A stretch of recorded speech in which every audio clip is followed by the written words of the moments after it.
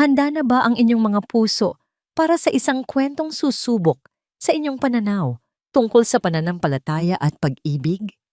May mga pagkakataong ang pinakamalaking himala ay hindi nagmumula sa ingay ng karangyaan, kundi sa katahimikan ng isang pusong marunong manalangin. Sabi nila, kayang bilhin ng salapi ang lahat. Ngunit paano kung ang pinakamahalaga sa iyong buhay, ang kalusugan ng iyong anak, ay hindi kayang tumbasan ng kahit anong yaman? Halina't pakinggan natin ang kwento ng pamilya Alcantara at tuklasin kung saan nagmumula ang tunay na milagro. Ang pagbagsak ng telepono sa malamig na marmol na sahig ay kasing lakas ng isang pagsabog sa loob ng Villa Esperanza. Umalingaw-ngaw ang matinis na tunog sa bawat sulok ng malawak at marangyang silid. Isang marahas na sigaw sa gitna ng nakabibinging katahimikan. Para kay Don Mariano Alcantara, ang tunog na yon ang huling yugto ng pag-asa na tuluyang nagkalamat at nagkapira-piraso. Kagagaling lang niya sa pakikipag-usap sa isang kilalang espesyalista mula pa sa Switzerland. Isang pangalan na katumbas ng pinakabagong tuklas ng medisina. Ngunit ang mga salita ng doktor ay pamilyar na, malamig, walang emosyon, at pinal. "I'm sorry, Mr. Alcantara. We have exhausted all options. There is nothing more that science can do." Walang magagawa ang siyensya. Ang mga salitang iyon ay parang mga pako na paulit-ulit ibinabaon sa puso ni Don Mariano. Siya na nagtayo ng isang imperyo mula sa wala. Siya na kayang magpabagsak ng mga karibal na korporasyon sa isang tawag lamang.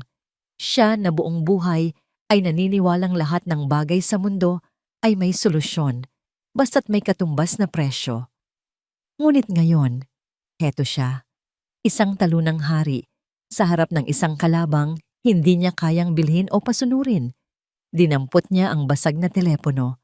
Ang screen nito ay mistulang sapot ng gagamba, isang perpektong larawan ng kanyang nadudurog na kaluluwa. Walang emosyon niya itong itinapon sa basurahan na para bang ito'y isang walang halagang bagay. Ang Villa Esperanza, Bietuhivang, kay laking kabalintunaan dahil walang kahit katiting na pag-asa ang natitira sa loob ng mga pader nito. Ang bawat mamahaling muebles, bawat kumikinang na chandelier, bawat obrang sining na nakasabit sa dingding ay mga palamuti lamang sa isang marangyang libingan. Ang hangin sa loob ay mabigat, siksik sa amoy ng gamot, antiseptiko, at lalong-lalo na ng kalungkutan. Dumaan siya sa pribadong kapilya ng mansyon. Sa loob, sa isang antigong upuang gawa sa Nara, nakaupo ang kanyang asawa, si Senyora Celeste. Nakatitig ito sa estatwa ng Birheng Maria, ngunit ang mga mata nito ay blangko, walang luha, walang buhay. Dati, ang tawa ni Celeste ang musika ng tahanang ito. Ngayon, isa na lamang siyang anino ng dating sarili. Ang kanyang pananampalataya ay tila naagnas kasabay ng pagkaubos ng kanilang pag-asa. Hindi na sila nag-uusap, ang katahimikan na ang naging wika ng kanilang pagsasama. Nagpatuloy si Don Mariano sa paglalakad, bawat hakbang ay mabigat, patungo sa silid sa dulo ng pasilyo. Ang silid ng kanilang bugtong na anak, ang silid ni Lirio. Bago pa man niya pihitin ang seradura, narinig na niya ang mahina at ritmikong tunog ng mga makina, ang artipisyal na pintig ng puso na siyang nagpapanatili sa apoy ng buhay na anumang oras ay maaaring pumanaw. Dahan-dahan niyang binuksan ang pinto. Ang eksena sa loob ay hindi nagbago. Pareho ng kahapon, ng nakaraang buwan, ng mga nagdaang taon. Ang kanyang Lirio na dati isang masiglang bata na walang tigil sa pagtakbo at paglalaro sa kanilang hardin, ay nakahiga sa isang modernong hospital bed. Payat ang katawan, maputla ang balat, at ang mga binti nito'y walang kagalaw-galaw. Isang buhay na paalala ng isang madilim na hapong pilit niyang iwinawaksi sa kanyang alaala. "Sir!" Pati ng naka-uniformeng private nurse. Isang tipid na tango lang ang isinagot ni Don Mariano ang mga matay nakapako sa mukha ng natutulog na anak. Maya-maya, may marahang kumatok sa pinto. Pumasok ang kanilang mayordoma, si Aling Puring. Kasunod nito ang isang babaeng payat, mukhang pagod sa mahabang biyahe at may daladalang isang maliit at lumanang bayong. Simple lamang ang kanyang bestida, ang buhok ay nakapusod lang at ang kanyang mga mata. Sa kabila ng pagod, ang mga mata nito'y may angking kapayapaan na matagal nang hindi nasisilayan sa Villa Esperanza. Don Mariano, narito na po si Amihan Reyes, ang bagong tagapag-alaga para kay Lirio, magalang na sabi ni Aling Puring. Sinuri ni Don Mariano ang babae mula ulo hanggang paa na may pag-aalinlangan. Isa na namang desperadong hakbang, ilan na bang nurse at tagapag-alaga ang dumaan sa pamamahay na ito. Lahat sila'y sumuko rin. Ano ang maibibigay ng isang probinsyanang mukhang walang kamuwang-muwang sa mundo? Sanay ka ba sa mga aparatong yan? Tanong ni Don Mariano. Ang boses ay kasing lamig ng hangin sa silid. Marahang umiling si Amihan. Hindi po, senyor. Halos pabulong nitong sagot. Pero sanay po akong mag-alaga at marunong po akong magdasal. Isang mapaklang ng ngiti ang sumilay sa labi ni Don Mariano. Pagdarasal. Kung may nagagawa lang sana ang pagdarasal, hindi sana sila nalulunod sa impyernong ito. Gawin mo ang trabaho mo, walang gagambalain, at huwag kang gagawa ng ingay. Mariin niyang utos, bago biglang tumalikod at iniwan silang lahat. Sa kanyang opisina, pilit niyang ibinaon ang sarili sa trabaho. Ngunit sa pagdaan ng mga araw, ang katahimikan ng mansyon ay unti-unting napalitan ng mahinang pag-awit ni Amihan. Mga awiting bayan na nagmumula sa silid ni Lirio.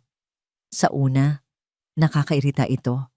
Ngunit nang lumaon, napansin niyang kahit ang mga nurse ay hindi na ito sinasaway. Tila may dalang kakaibang gaan ang tinig ng dalaga. Isang gabi, hindi siya mapakali. Dinala siya ng sariling mga paa, pabalik sa silid ng kanyang anak.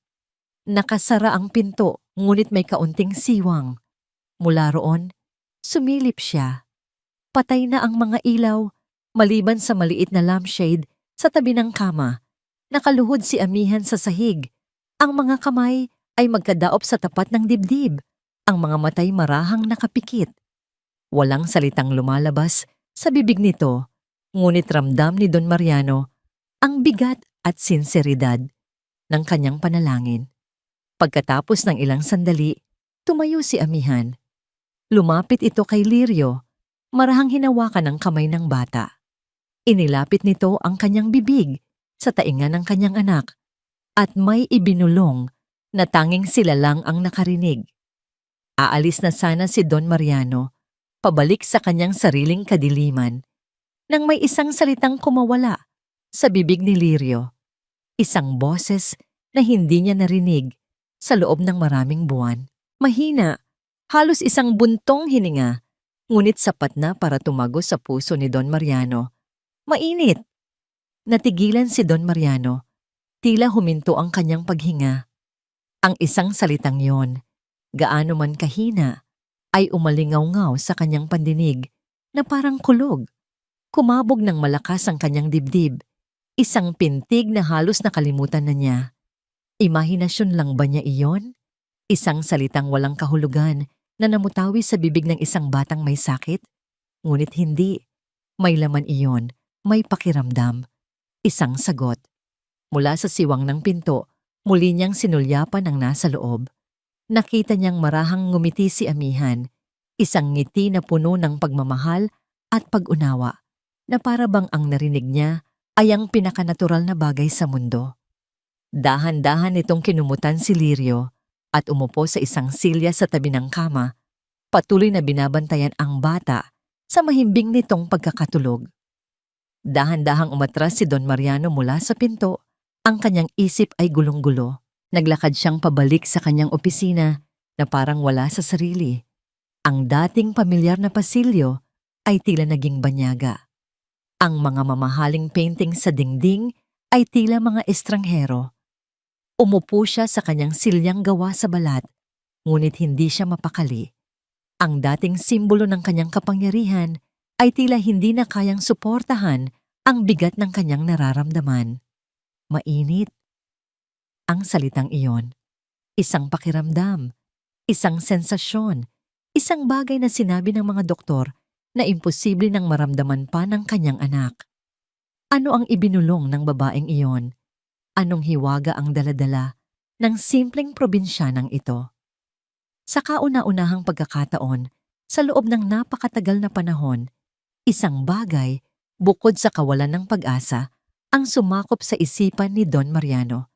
Isang bagay na hindi niya maintindihan. Isang bagay na hindi kayang ipaliwanag ng siyensya o bilhin ng pera. Isang tanong, isang maliit, nagniningas na tanong sa gitna ng kadiliman ng Villa Esperanza. At habang nakatitig siya sa kawalan, ang salitang binigkas ni Lirio ay paulit-ulit na umuulit sa kanyang isipan. Isang misteryosong himig na sumisira sa katahimikan ng kanyang pagdurusa. Para kay Amihan, ang paggising sa Villa Esperanza ay parang paggising sa loob ng isang maganda, ngunit malungkot na panaginip. Sa kanyang pagmulat, ang una niyang nakikita ay ang kisameng napakataas na may mga disenyo na sa simbahan lang nila sa Baryo Luntiang bukid niya nakikita. Ang kama na kanyang tinutulugan ay mas malambot pa sa mga ulap na kanyang pinagmamasdan noon. Tahimik ang buong paligid, isang katahimikan na iba sa kapayapaan ng kanilang probinsya.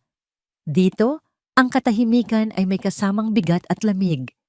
Ngunit ang lahat ng iyon ay hindi nakapagpabago sa kanyang nakagawian. Bago pa man sumikat ang araw, dahan-dahan siyang bumabangon, nag-aayos ng sarili, at sa isang sulok ng kanyang maliit na kwarto, siya ay lumuluhod. Hindi ito isang obligasyon, kundi isang pangangailangan, tulad ng paghinga.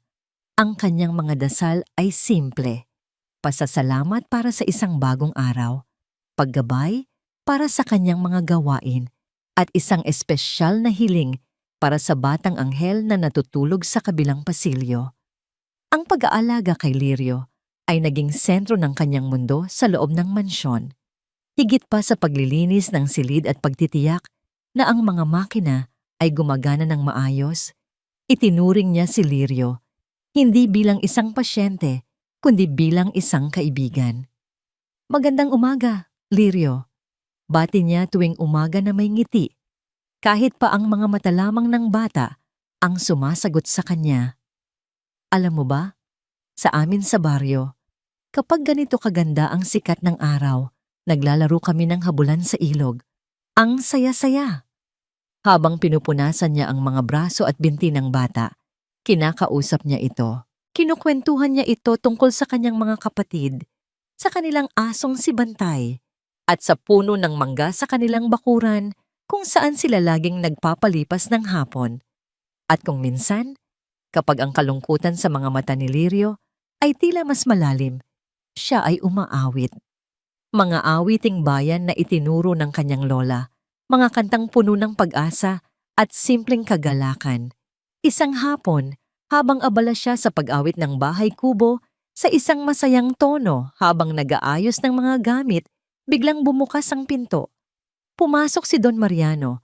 Ang mukha ay kasing tigas ng dati. Agad na hinto ang kanyang pag-awit. Ang magaan na hangin sa silid ay biglang bumigat. Ano nang ingay niyan? Tanong ni Don Mariano. Ang boses ay matalim. Nasa ospital ka, hindi sa isang perya. Ang trabaho mo ay mag-alaga, hindi mag-concert. Napayuko si Amihan. Pasensya na po, senyor. Mahina niyang sabi. Ang kailangan ng anak ko ay katahimikan at profesional na pag-aalaga. Kung hindi mo kayang ibigay iyon, marami ang gustong pumalit sa'yo. Pagbabanta nito. Hindi na nagsalita si Amihan. Hinintay niyang umalis ang amo bago siya muling humarap kay Lirio. Nakita niya ang bakas ng takot sa mga mata ng bata. Ngumiti siya ng pilit. Hayaan mo na ang papa mo, bulong niya. Mabait yon, malungkot lang. Pero sa susunod, hihinaan ko na lang ang kanta ko para sa ting dalawa lang. Hindi niya itinigil ang pagkanta. Mas hininaan niya lamang ito na para bang isang sikretong ibinabahagi niya lamang kay Lirio. Hindi siya natinag sa kasungitan ni Don Mariano dahil sa puso niya, alam niyang ang kaluluwa ni Lirio ay nangangailangan din ng musika at kalinga, hindi lang gamot. Kinabukasan habang papalubog na ang araw, may dala siyang ilang dahon ng herbabuena na itinanim niya sa isang paso sa kanyang bintana. Maingat niyang piniga ang mga ito sa kanyang palad hanggang sa lumabas ang katas at ang mabangong amoy nito. Dahan-dahan niyang sinimulang imasahe ang mga binti ni Lirio. Sabi po ng lola ko, nakakatulong ito na pakalmahin ang mga naninigas na kalamnan. Paliwanag niya sa bata na para bang naiintindihan siya nito. Ang bango, di ba? Amoy ng lunti ang bukid. Habang abala siya sa kanyang ginagawa, hindi niya namalayan ang pagdating ni Senyora Celeste. Tahimik itong nakatayo sa may pintuan, pinagmamasdan siya. Nang mag-angat siya ng tingin, nagulat siya at bahagyang napaatras. Inakala niyang mapapagalitan na naman siya. Ngunit sa halip na magalit, dahan-dahang lumapit si Senyora Celeste. Ang mga mata nito, na laging puno ng kalungkutan, ay ngayon ay may bahid ng pag-usisa. Ano yan? Tanong ng ginang, ang boses ay mahina. Halos isang bulong. Herbabuena po, senyora. Magalang na sagot ni amihan. Galing po sa tanim ko. Ginamit po ito ng lola ko na isang hilot para sa mga nababalian o napipilayan sa amin. Tinitigan ni Celeste ang mga kamay ni amihan na marahang humahaplos sa mga binti ni Lirio. Walang sinabi ang ginang, ngunit hindi rin siya umalis. Nanatili itong nakatayo roon, isang tahimik na saksi, at sa unang pagkakataon, tila may kakaibang liwanag na sumilay sa kanyang mga mata. Lumipas pa ang ilang araw. Isang beses, pagkatapos ng tanghalian, naisipan ni amihan na kwentuhan si Lirio ng isa sa mga paborito niyang pilyong kwento. Alam mo ba, Lirio, ang kwento ng pilandok at ng buwaya? Simula niya. Isang araw, gustong tumawid ang pilandok sa ilog, pero ang dami-daming buwaya. Kaya sumigaw siya, mga kaibigang buwaya, pinapabilang kayo ng hari dahil mamimigay siya ng regalo. Naniwala naman ang mga buwaya at pumila ng diretso sa buong ilog. Ang ginawa ng matalinong pilandok, naglakad siya sa mga likod nila habang nagbibilang, 1, 2, 3, hanggang sa nakatawid siya. Pagdating sa kabilang pampang, tumawa siya ng malakas at sinabing, "Salamat sa tulay. Walang regalo galing sa hari." Huminto si amihan. Inaasahan ang karaniwang katahimikan. Ngunit pagtingin niya sa mukha ni Lirio, may napansin siyang kakaiba. Isang bahagyang pag-angat sa isang sulok ng mga labi nito, isang kislap sa mga mata, at pagkatapos, nangyari ito. Isang maliit, halos hindi kapansin-pansin, ngunit totoong nangiti. Napasinghap si amihan, ang puso niya'y tila lumundag sa tuwa. "Lirio, ngumiti ka." Sa may pintuan, nakatayo si Senyora Celeste, na kanina pa pala nanonood. Nang makita niya ang nangiti ng kanyang anak, ang unang nangiti sa loob ng mahigit 1 taon, hindi niya napigilan ang isang butil ng luha na dumaloy sa kanyang pisngi. Hindi ito luha ng pighati, kundi luha ng isang damdaming matagal na niyang kinalimutan. Pag-asa. Dumating ang araw ng lingguhang physical therapy ni Lirio. Gaya ng dati, naroon ang therapist na si G. Castro, isang lalaking profesional, ngunit laging may dalang balita ng kabiguan. "Wal pa rin pong pagbabago, senyora," paliwanag ni G. Castro kay Celeste, habang marahang iginagalaw ang mga binti ni Lirio. "Ang muscle atrophy ay malala na. We are just doing this to prevent further deterioration, but we are not expecting any response." Si Celeste ay nakikinig lang. Ang mga kamay ay magkalapat sa kanyang kandungan. Si amihan naman ay nasa isang sulok, tahimik na nagdarasal habang nakatingin sa ginagawa nila. Iginagalaw ni Gia Castro ang paa ni Lirio, pataas-baba, paikot. As you can see, walang resistance, walang... Hindi na niya natapos ang kanyang sasabihin. Sa kalagitnaan ng kanyang paliwanag, habang hawak niya ang sakong ni Lirio at sinusubukang iunat ang mga daliri nito sa paa, isang bagay ang nangyari. Ang hinlalaki sa paa ni Lirio. Bigla itong kumurba. Isang maliit, halos hindi makitang paggalaw. Ngunit para sa mga taong nasa silid na yon, ito ay kasing lakas ng isang lindol. Natigilan si G. Castro, ang mga mata niya'y nanlalaki sa pagkabigla habang nakatitig sa paa. Napahawak si Celeste sa kanyang bibig. Ang paghinga ay napigil. Maging si Amihan ay napatayo. Ang mga kamay ay napahawak sa kanyang dibdib.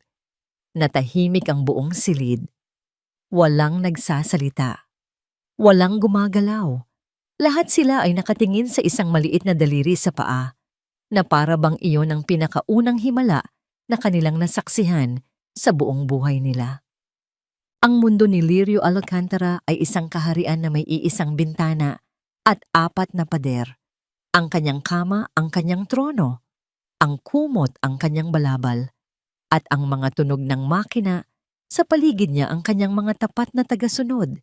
Laging naroon, hindi umaalis, isang walang sawang paalala ng kanyang pagkakakulong. Sa loob ng mahabang panahon, ang kanyang katawan ay naging isang dayuhan sa kanya. Isang mabigat na bagay na hindi niya kayang utusan. Ang kanyang mga binti ay 2 estatwang garing, maganda tingnan, ngunit walang buhay, walang pakiramdam. Minsan, sinusubukan niyang isipin ang pakiramdam ng pagtakbo, ang pagdampi ng damo sa kanyang mga paa, ang init ng buhangin sa dalampasigan. Ngunit ang mga alaala ay unti-unti nang nanlalabo, napapalitan ng isang permanenteng pakiramdam ng pamamanhid. Kaya nang mangyari iyon, nung hapong iyon, hindi siya makapaniwala. Naramdaman niya, hindi ito malinaw, hindi ito malakas. Ito ay parang isang napakalayong kidlat sa loob ng isang madilim na ulap, isang kislap, isang kuryenteng gumapang mula sa kung saang limot na sulok ng kanyang pagkatao. Bumaybay sa kanyang hita, dumaan sa kanyang tuhod, at sumabog na parang isang maliit na bituin sa dulo ng kanyang hinlalaki. Nanginig ang kanyang hinlalaki, at sa isang sandaling iyon, ang buong mundo niya ay nayanig. Nakita niya ang reaksyon sa mga mukha ng mga nakapaligid sa kanya, ang paglaki ng mga mata ni Ginoong Castro, ang therapist. Ang pagtakip ng kanyang Mama Celeste sa bibig nito, ang mga matay puno ng luhang hindi makawala. Ang pagtayo ni Ate Ami, ang mga kamay nito'y nasa tapat ng dibdib na para bang nasaksihan nito ang isang sagradong pangitain. Ang kanilang pagkabigla ang nagkumpirma sa kakanya. Hindi niya iyon guni-guni. Totoo ito. Ang balita ay kumalat sa Villa Esperanza na mas mabilis pa sa apoy. Biglang nagkaroon ng ingay. May mga yabag na nagmamadali sa pasilyo. May mga boses na nag-uusap sa telepono. At pagkatapos, dumating sila. Ang mga doktor. Hindi na niya mabilang kung ilan. Mga lalaking nakaputing Amerikana, may dalang mga kakaibang gamit, at may mga matang sumusuri sa kanya na para bang siya ay isang palaisipan na kailangang lutasin. Pinaupo sila ng kanyang papa sa malaking sala, at kahit nakasara ang pinto ng kanyang silid, dinig na dinig niya ang kanilang pinag-uusapan. It's a simple involuntary nerve response, sabi ng isang boses na hindi pamilyar. A spinal reflex arc. The brain has nothing to do with it. It's not a sign of recovery. I agree, sabi ng isa pa. It could be a residual muscle memory. Sometimes these things happen. We shouldn't give the family false hope. Mga salitang hindi niya lubos maintindihan. Involuntary. Reflex. False hope. Ang mga salitang yun ay parang mga batong ipinupukol sa munting apoy na nagsisimula pa lamang sumiklab sa kanyang puso. Sinasabi ba nilang hindi ito totoo? Sinasabi ba nilang walang kahulugan ang naramdaman niya? Narinig niya ang boses ng kanyang papa, malamig at may diin. So you are all telling me That after millions of pesos spent on consultations around the world, what happened today was nothing? May bahid ng galit at pagkadismaya sa boses nito. We are not saying it's nothing, Don Mariano. We are saying it's not the miracle you think it is. It's biology. Predictable, explainable biology. Biology. Ang salitang yon ang pumatay sa usapan. Maya-maya, narinig na niya ang mga yabag papalayo. Ang mga doktor ay umalis na. Dala ang kanilang mga paliwanag na kasing lamig ng kanilang mga stethoscope. Naiwan si Lirio sa katahimikan. Ang puso niya'y puno ng pagkalito. Sino ang paniniwalaan niya? Ang mga matatalinong doktor na nag-aral ng maraming taon? O ang maliit na kislap na naramdaman niya sa kaibuturan ng kanyang pagkatao? Nang gabing iyon, pumasok si Amihan sa kanyang silid. Dala nito ang kanyang hapunan sa isang tray. Ngumiti ito sa kanya, ang ngiti na laging nagpapagaan sa mabigat na hangin sa kwarto. Habang sinusubuan siya nito, hindi maalis sa isip ni Lirio ang tanong na kanina pa bumabagabag sa kanya. Kinailangan niyang lakasin ang kanyang loob. Matagal na siyang hindi nagsisimula ng usapan. Ang kanyang boses ay tila natutulog na rin, nangangalawang sa hindi paggamit. Ate, Ami, paos niyang tawag. Natigilan si Amihan. Ang kutsara ay nakabitin sa ere. Bakit, Lirio? May kailangan ka ba? Huminga siya ng malalim. Yung kanina? Hirap niyang sabi. Sa paa ko. Dasal mo ba iyon? Hindi agad sumagot si Amihan. Dahan-dahan nitong ibinaba ang kutsara. Tinitigan siya nito sa mata at sa mga mata ni Amihan, walang bakas ng pag-aalinlangan. Dasal nating lahat, Lirio. Mahina nitong sagot. Ng mama mo, ng mga nag-aalaga sa'yo, at lalong-lalo na, dasal mo sa puso mo. Narinig lang niya. Hindi niya alam kung bakit, ngunit ang mga salitang iyon ay nagdulot sa kanya ng isang kapayapaan na hindi maibigay ng lahat ng paliwanag ng mga doktor. Sa sandaling iyon, pinili niyang maniwala. Pinili niyang maniwala kay Ate Ami. Bago ito umalis, may ibinulong si Lirio. Salamat. Kinabukasan, may narinig si Lirio na kakaiba mula sa labas ng kanyang silid. Ang boses ng kanyang papa. Kausap si Aling Puring. Puring, sabi ni Don Mariano. Ang boses ay mahina, ngunit may awtoridad. Mula ngayon, siguraduhin mong hindi ginagambala si Amihan kahit anong gawin niya para sa bata. Kahit anong dahon ang ilagay niya, kahit anong kanta ang awitin niya, hayaan niyo lang. Maliwanag? Opo, Don Mariano. Sagot ng mayordoma. Narinig ni Lirio ang lahat. Alam niyang narinig din ng kanyang papa ang sinabi ng mga doktor. Alam niyang sa labas, ang kanyang papa ay matigas pa rin at hindi naniniwala sa mga himala. Ngunit ang utos na yon ay isang lihim na pagsuko. Isang lihim na pag-amin na marahil may mga bagay sa mundo na hindi kayang ipaliwanag ng biology. Nang sumunod na gabi, sa kanyang high-tech na opisina na napapaligiran ng mga monitor at libro, hindi mapakali si Don Mariano Alcantara. May kung anong puwersa na nag-udyok sa kanyang gawin ang isang bagay. Binuksan niya ang kanyang computer at hinanap ang access sa mga security camera ng mansyon. Natagpuan niya ang file ng araw na yon. Ang camera sa silid ni Lirio, ipinlay niya ito. Pinanood niya ang buong sesyon ng therapy. At pagkatapos, ni-rewind niya ito. Muli. At muli. Hanggang sa nakita niya ang eksaktong sandali. Bago pa man mapansin ni Ginoong Castro ang paggalaw, bago pa man ito mangyari, nakita niya si Amihan na nakatayo sa sulok. Ang mga labi nito ay gumagalaw sa isang tahimik na panalangin. Pagkatapos, tumingin ito ng diretso sa paa ni Lirio. At sa sandaling iyon, bago ang mismong pagkurba ng hinlalaki, May ibinulong ito sa hangin. Pinindot ni Don Mariano ang pause. Ang imahe sa screen ay nagyelo. Nandoon si Amihan. Ang mukha ay seryoso. Ang mga labi ay bahagyang nakaawang. Nag-zoom in siya.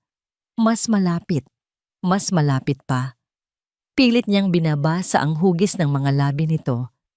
Sinusubukang intindihin ang salitang walang tunog na binitiwan nito. Ano ang sinabi niya?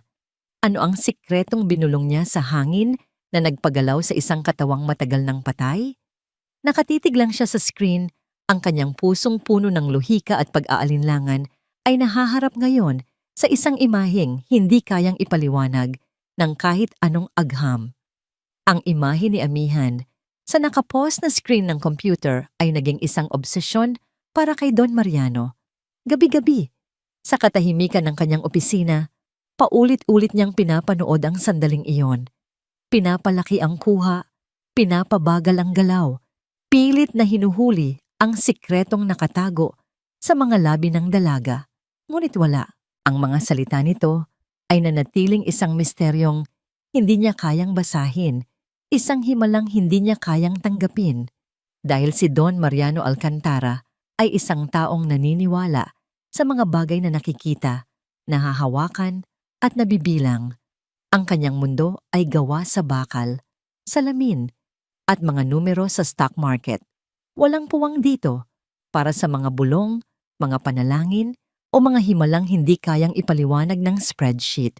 Ang paggaling ni Lirio, kung totoo man ito, ay dapat may lohikal na dahilan. Isang gamot na hindi pa natutuklasan. Isang natatagong kondisyon ng bata. Hindi ito maaaring dahil sa isang probinsyanang may dalang mga dahon at awiting bayan. Hindi maari. Isang gabi, sa sobrang pagod at kakulangan sa tulog, nakatulog siya sa kanyang silya sa opisina. At sa kanyang pagtulog, bumalik ang anino na matagal na niyang tinatakbuhan. Ang anino ng nakaraan. Bigla, siya ay nasa loob na naman ng kanyang Mercedes, nagmamaneho sa kahabaan ng highway. Ang araw ay papalubog, kulay kahel at lila. Sa passenger seat nakaupo si Celeste, masaya, tumatawa habang nagkukwento. At sa likod, sa kanyang car seat, nakaupo ang 5 taong gulang na si Lirio. Kumakanta ng paborito nitong pambatang kanta. Isang perpektong larawan ng isang masayang pamilya. Biglang nag-ring ang kanyang telepono. Isang pangalan ang lumabas sa screen. Ricardo Vargas. Isang karibal sa negosyo. Isang taong gusto siyang ibagsak. Sagutin mo na. Baka importante. Sabi ni Celeste. Ginawa niya. At iyon ang pagkakamaling habambuhay niyang pagsisisihan. Vargas, sagot niya, ang boses ay agad naging matigas. Alcantara, ganti ng boses sa kabilang linya, puno ng paghamak. Narinig ko ang balita. Natalo ka sa bidding. Akala ko ba magaling ka? Ang dugo ay umakyat sa ulo ni Don Mariano. Huwag kang mag-alala sa akin, Vargas. Pulutin mo na lang ang mga natitirang piraso ng kumpanya mo. Mag-ingat ka sa mga salita mo, Mariano. Isang araw, babagsak ka rin at sisiguraduhin kong ako ang tatapak sa'yo. Papa, look! A rainbow! Sigaw ni Lirio mula sa likod. Ngunit hindi niya ito pinansin. Ang kanyang atensyon ay nasa telepono. Ang kanyang galit ay kumukulo. Subukan mo, Vargas. Tingnan natin kung sino ang... Huli na nang makita niya ang 10-wheeler truck na biglang lumiko sa kanilang linya. Ikinabig niya ang manibela, ngunit ang lahat ay nangyari ng napakabilis. Ang tunog ng nagkikiskisang bakal, ang pagbasag ng salamin na parang 1,000 bituin na sumabog, ang malakas na pag-uga at ang huling bagay na kanyang narinig bago magdilim ang lahat ay ang mahinang iyak ni Lirio. Nagising si Don Mariano na humihingal. Ang dibdib ay sumisikip. Pawis na pawis siya at nanginginig. Ang katahimikan ng kanyang opisina ay parang isang insulto sa kaguluhan ng kanyang isipan. Ang multo ng nakaraan, hindi. Ang kasalanan niya ay bumalik na naman. Hindi iyon isang simpleng aksidente. Ito ay kasalanan niya. Kung hindi niya lang sana sinagot ang tawag na yon. Kung hindi lang sana siya nagpadala sa galit. Ang kanyang kayabangan ang siyang pumilay sa kanyang sariling anak. Ang paghahanap niya ng lunas para kay Lirio ay hindi lang dahil sa pagmamahal ng isang ama. Ito ay isang desperadong pagtatangka na tubusin ang kanyang sarili. Isang paraan upang mabura ang kasalanan ng gabi-gabi siyang ginigising. Kaya hindi niya matanggap na ang ay darating sa paraang hindi niya kontrolado. Kinabukasan, may determinasyon sa kanyang mga mata, kinuha niya ang telepono at tumawag sa isang numero na matagal na niyang hindi tinatawagan. Isang pribadong investigador. Ramos, sabi niya sa kabilang linya, walang paligoy-ligoy. May ipapahanap ako sa'yo. Isang babae. Amihan Reyes, mula sa isang baryo na tinatawag na Luntiang Bukid. Alamin mo ang lahat tungkol sa kanya. Ang pamilya niya, ang mga kaibigan, ang nakaraan niya. Bawat detalye. Gusto kong malaman kung may itinatago ba siya, kung isa ba siyang manloloko, kung may connection ba siya sa kahit sinong kaaway ko. Intindihin mo, Ramos. Gusto ko ng isang bagay na lohikal. Lumipas ang ilang araw. Habang nag-iimbestiga si Ramos, patuloy na nagkakaroon ng mga maliliit na pagbabago kay Lirio. Mas madalas na itong ngumingiti. Sinusubukan na nitong magsalita ng mas madalas. At isang hapon, nasaksihan ni Don Mariano ang isang bagay na muling yumanig sa kanyang mundo. Nakatayo siya sa balkonahe ng kanyang opisina, natanaw ang malawak na hardin. Nandoon sa baba si Celeste at sa tabi niya, si Amihan. Sa pagitan nilang dalawa, nakaupo sa wheelchair si Lirio. Nakita niyang may sinabi si Amihan kay Lirio, isang bagay na nagpangiti sa bata. Pagkatapos, sa tulong ni Amihan at ng kanyang ina, inilagay ni Lirio ang mga kamay nito sa handrail ng wheelchair. Dahan-dahan, nanginginig. Kaya mo yan, anak, dinig niyang sabi ni Celeste. Ang boses ay puno ng pag-asa. Hawak kita, Lirio. Hindi kita bibitawan, sabi naman ni Amihan. At pagkatapos, nangyari ito. Gamit ang buong lakas ng kanyang mga braso, itinulak ni Lirio ang kanyang sarili pataas. Ang kanyang mga binti, na dati parang 2 latang walang laman, ay dahan-dahang umunat. Nanginginig ang mga ito, hindi matatag.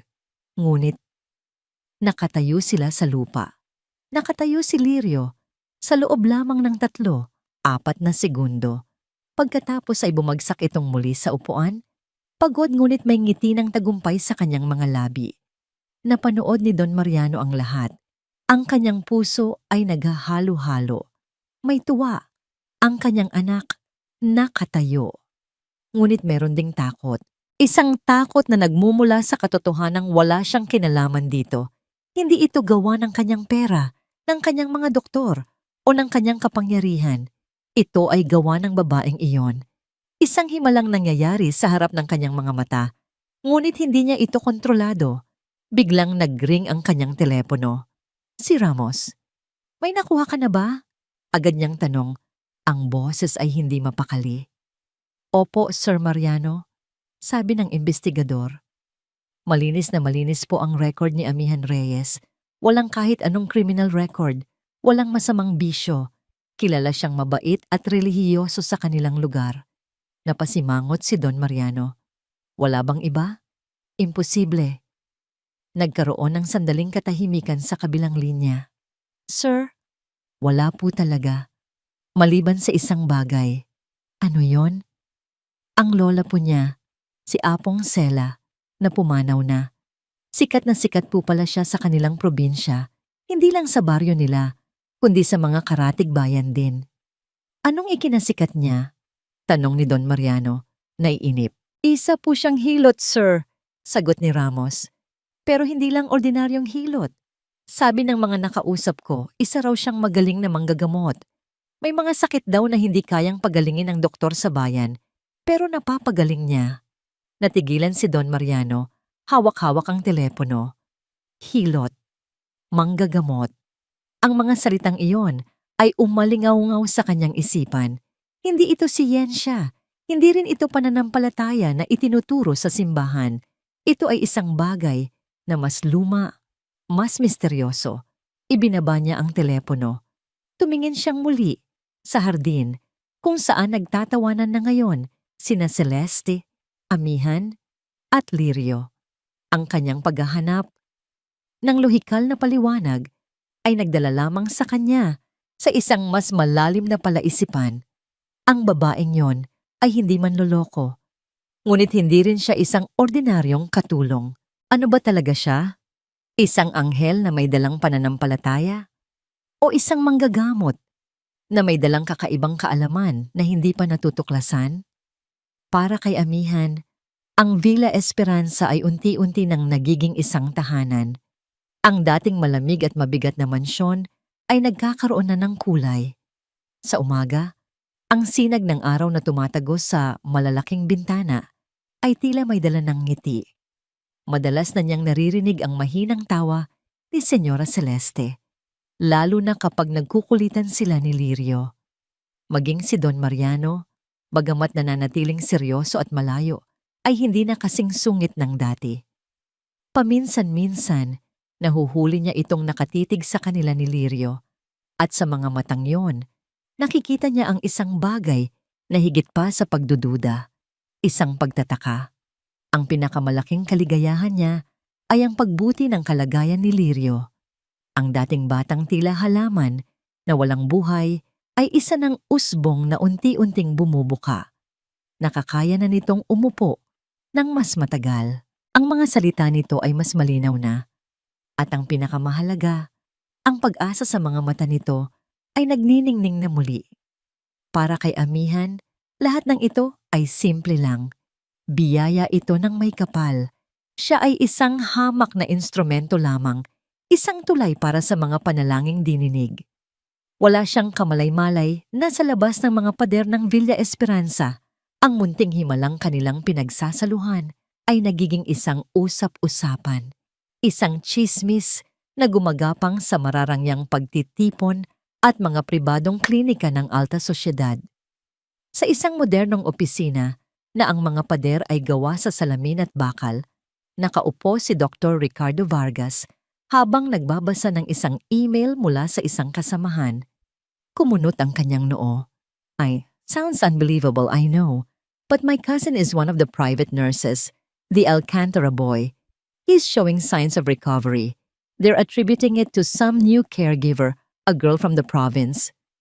Isang mapaklang na ngiti ang gumuhit sa mga labi ni Vargas Alcantara. Ang pangalang iyon ay laging nagiiwan ng mapait na lasa sa kanyang bibig. Naalala niya ang kanilang mga sagupaan sa mundo ng negosyo, ang kayabangan ni Mariano, ang paraan nito kung paano siya laging minamaliit. At naalala niya ang huling pag-uusap nila sa telepono.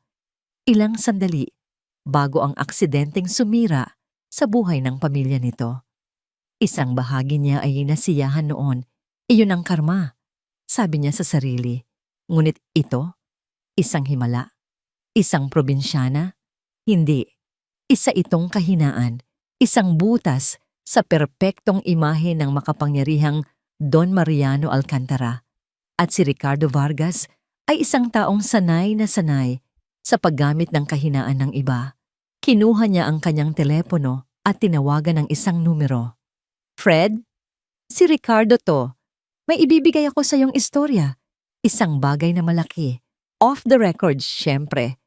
Tungkol ito sa isang kilalang pamilya ng mga milyonaryo at sa isang, sabihin na nating, unorthodox na paraan ng panggagamot.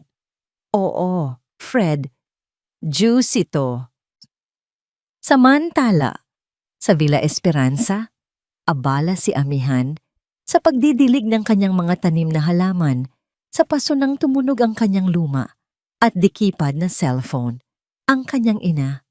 Nay, kumusta po kayo? Masaya niyang bati.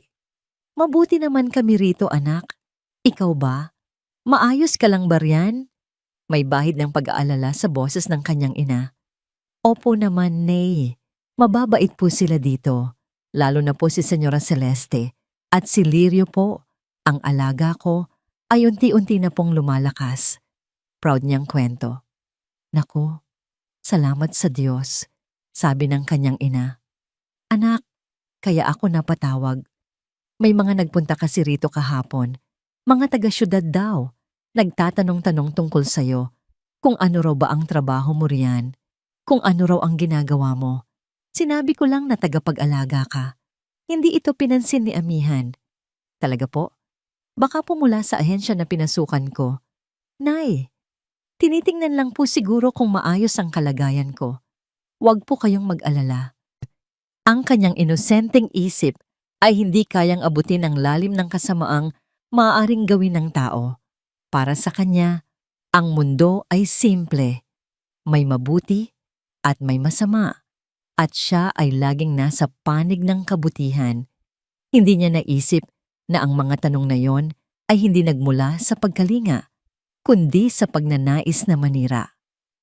Kinagabihan, may isang malaking charity ball na kailangang daluhan ni Senyora Celeste.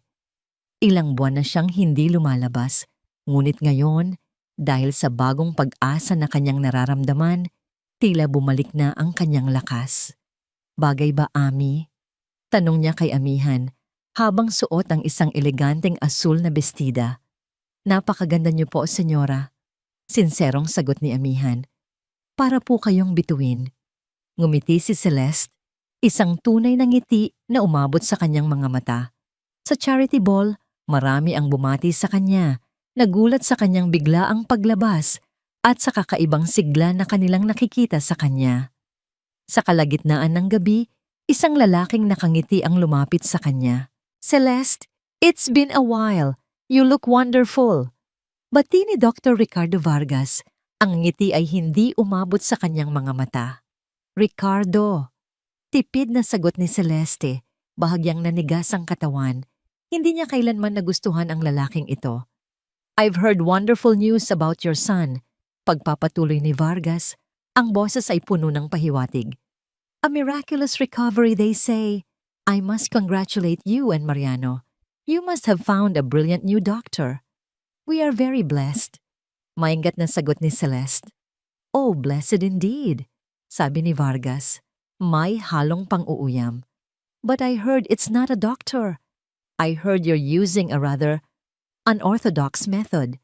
Something more traditional. You must tell me about this miracle worker of yours sometime.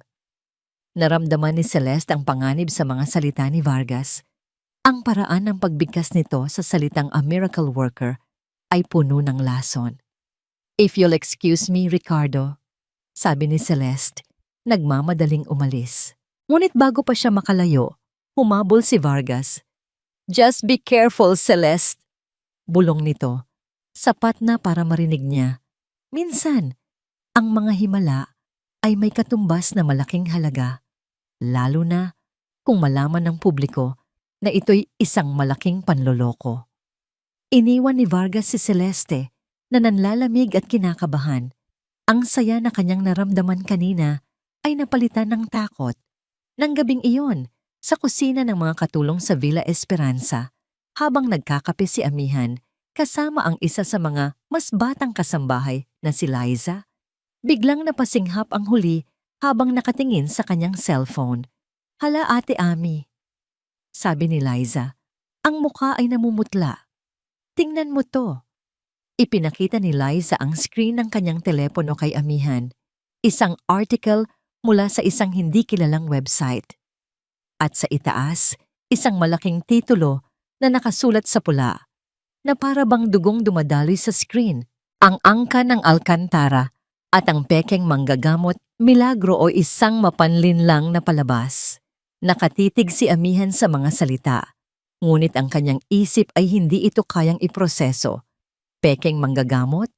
Mapanlinlang na palabas? Paulit-ulit niyang binasa ang titulo, umaasang magbabago ito. Ngunit naroon pa rin, nakatitig pabalik sa kanya. Isang akusasyon, isang hatol, isang kamandag na ngayon pa lang nagsisimulang kumalat. Ang umaga ay dumating hindi dala ang sikat ng araw, kundi ang dagundong ng isang paparating na bagyo. Ngunit ang bagyong ito ay hindi gawa sa hangin at ulan. Ito ay gawa sa mga salita, mga akusasyon, at mga kumikinang na lente ng kamera. Nagising si Don Mariano sa walang tigil na pagring ng kanyang mga telepono, ang kanyang personal na linya, ang linya para sa opisina, maging ang telepono ni Celeste. Ang kanyang PR team ay nagpapanik. Ang board of directors ay nagtatawag ng emergency meeting. Ang pangalang Alcantara, na dati simbolo ng kapangyarihan at respeto, ay biglang naging sentro ng isang maruming iskandalo. Mula sa bintana ng kanyang opisina, tanaw niya ang mga gate ng Villa Esperanza. Sa labas, nagkukumpulan na ang mga media van, parang mga buwitreng nag-aabang sa isang mamamatay na hayop. Ang mga reporter, may dalang mga kamera at mikropono, ay handang dumamba sa sino mang lalabas. Ang kanyang pribadong santuwaryo ay naging isang kulungan. Binuksan niya ang kanyang laptop. Ang artikulong nakita ni Amihan kagabi ay kumalat na sa buong internet. At ngayon, may mga litrato na. Isang litrato ni Amihan nakuha sa baryo nila, mukhang inosente at probinsyana. At sa tabi nito, isang litrato ng mansyon nila. Ang contrast ay malinaw. Ang mahirap at ang mayaman. Ang manloloko at ang naloko. Himalao panloloko? Ang misteryosong faith healer sa loob ng mansyon ng mga Alcantara. Salapi at desperasyon, ang kwento sa likod ng pekeng milagro. Ang bawat titulo ay parang sampal sa kanyang mukha. Kahihiyan. Ito ang kanyang naramdaman. Isang matinding kahihiyan. Ang kanyang personal na trahedya, ang kahinaan ng kanyang pamilya, ay nakaladkad ngayon sa publiko para pagpiestahan. At lahat ng ito ay dahil sa isang babae. Biglang may tumawag sa atensyon niya sa sala. Nakabukas ang telebisyon at sa screen, sa isang sikat na morning show, nakaupo ang taong pinakakinamumuhian niya sa lahat. Si Dr. Ricardo Vargas. Naka-Amerikana ito, mukhang kagalang-galang at kapita-pitagan. Ang nangiti nito ay puno ng pekeng pag-aalala. Dr. Vargas, bilang isang respetadong neurosurgeon, ano po ang masasabi ninyo sa isyong ito? Tanong ng host. Huminga ng malalim si Vargas. Bilang isang doktor at bilang isang kaibigan ng pamilya Alcantara, labis akong nababahala. Panimula niya, ang bawat salita ay maingat na pinili. Naiintindihan ko ang kanilang desperasyon, ngunit ang paggamit ng mga hindi siyentipikong pamamaraan ay mapanganib. What we are possibly seeing here is a classic case of the placebo effect, combined with psychosomatic suggestion. Pinapaniwala ang pasyente na gagaling siya, kaya nagkakaroon ng panandaliang pagbuti. But it's not a real cure. Nagpatuloy siya, gumagamit ng mga salitang medikal na hindi maiintindihan ng karaniwang manonood. At ang mas nakakatakot, balita ko'y gumagamit daw ng mga herbal concoctions na hindi aprobado. Ano ang epekto nito sa bata? We don't know. Kaya nananawagan ako sa Department of Health na imbestigahan ang faith healer na ito para sa kapakanan ng publiko. Hindi ito himala. Ito ay irresponsable at mapanganib. Napatay ni Don Mariano ang telebisyon. Nagngangalit ang kanyang mga bagang. Vargas, ginamit pa nito ang pagkakaibigan nila bilang sandata. Ang tusong demonyo. Matagumpay nitong ginawang isang isyu ng kalusugan ng publiko ang kanilang pribadong problema. Sira na ang kanilang pangalan. Ang Alcantara Corporation, na iningatan niya ng ilang dekada, ay maaaring bumagsak dahil dito. Ilang sandali pa, dumating na ang kanyang mga abogado.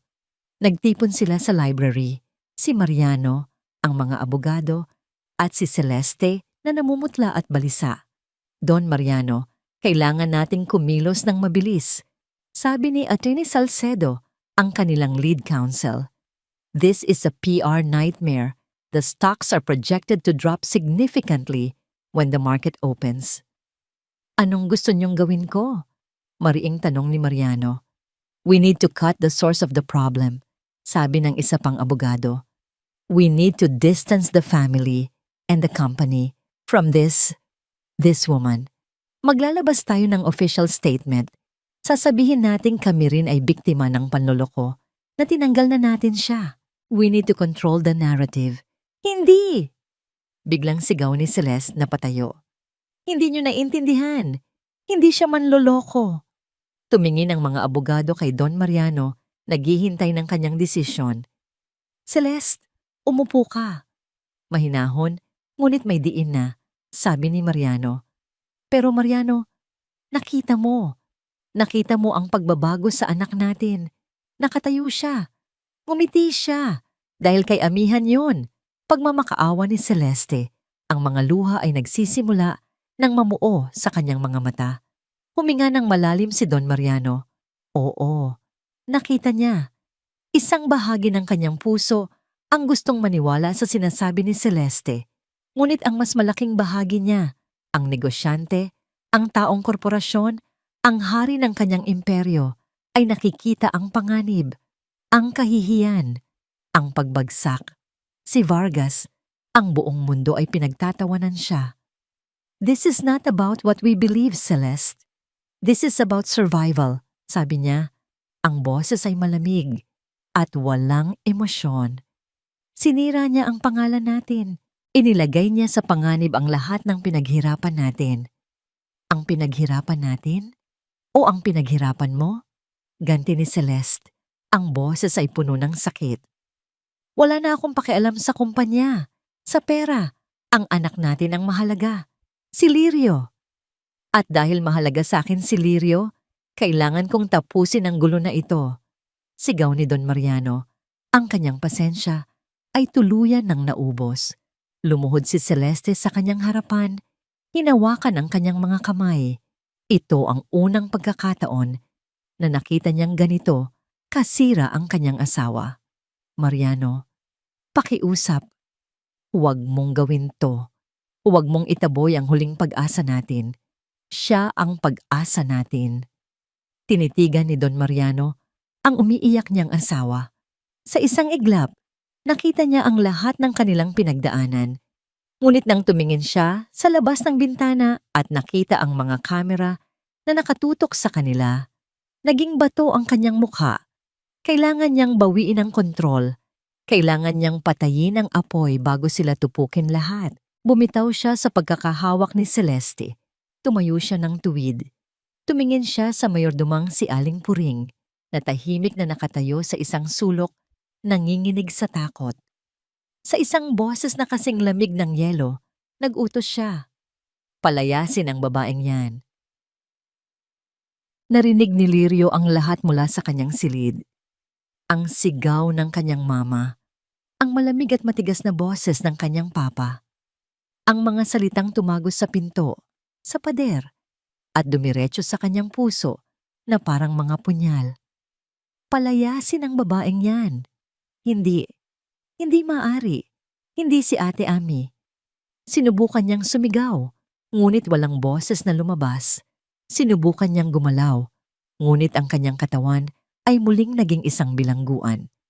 Ang kaunting lakas na kanyang naipon sa mga nakalipas na linggo ay biglang naglaho, ninakaw ng takot at ng papalapit na pagkawala. Ang gabi ay dumating kasabay ng isang malakas na buhos ng ulan. Ang langit ay tila nakikidalamhati. Ang bawat patak ng ulan na humahampas sa bintana ng kanyang silid ay parang mga luhang hindi niya kayang iluha. Mula sa kanyang kama, kitang-kita niya ang nangyayari sa ibaba. Ang mga security guard ay binuksan ang malaking gate. Ang liwanag mula sa mga headlights ng mga sasakyan ng media ay sumilip na para bang mga mata ng demonyong nag-aabang. Maya-maya, bumukas ang pinto ng kanyang silid. Pumasok si Amihan. Hindi ito umiiyak. Ngunit ang mga mata nito ay mas malungkot pa sa pinakamalungkot na gabing nakita niya. Ang dating liwanag sa mga ito ay napalitan ng isang blangkong pighati. Sa kanyang mga kamay, dala nito ang parehong bayong na dala nito noong una itong dumating. Wala itong ibang dinala. Dumating siyang walang anuman at aalis siyang walang anuman. Lumapit ito sa kanyang kama. Marahan itong hinawakan ng kanyang kamay. Ang init na laging nagpapagaan ng kanyang pakiramdam ay tila nanlalamig na ngayon. Lirio, mahina nitong sabi. Ang boses ay basag. Aalis na si Ate Ami. Umiling-iling si Lirio. Ang mga luha ay nagsimula nang mamuo sa gilid ng kanyang mga mata. Huwag! Ate, huwag! Pilit niyang sinabi. Ang mga salita ay hirap lumabas. Kailangan, sabi ni Amihan, isang butil ng luha ang pumatak mula sa mata nito at tumama sa kanyang kamay. Pero kahit nasaan man ako, lagi kitang ipagdarasal. Huwag mong kakalimutan yon ha, at huwag kang susuko, magpagaling ka. Pilit nang ngumiti si Amihan, ngunit ito ang pinakamasakit na ngiting nakita ni Lirio. Inayos nito ang kumot niya, isang huling haplos, isang huling paalam. Pagkatapos, tumalikod na ito at naglakad patungo sa pinto. Ate Ami! Sigaw ni Lirio. Sa pagkakataong ito, lumabas ang kanyang boses, puno ng desperasyon. Ate Ami, huwag mo akong iwan. Ngunit hindi na lumingon si Amihan. Marahil ay hindi na nito kaya. Nakita na lang niya itong nawala sa pasilyo, sinundan ng 2 security guard na para bang siya ay isang kriminal. Pinilit niyang bumangon. Gamit ang buong lakas na natitira sa kanya, sinubukan niyang abutin ang wheelchair na nasa tabi ng kanyang kama. Ngunit ang kanyang mga braso ay nanghihina. Ang kanyang mga binti ay muling naging mga dayuhan. Bumagsak siya pabalik sa kama, talunan at walang magawa.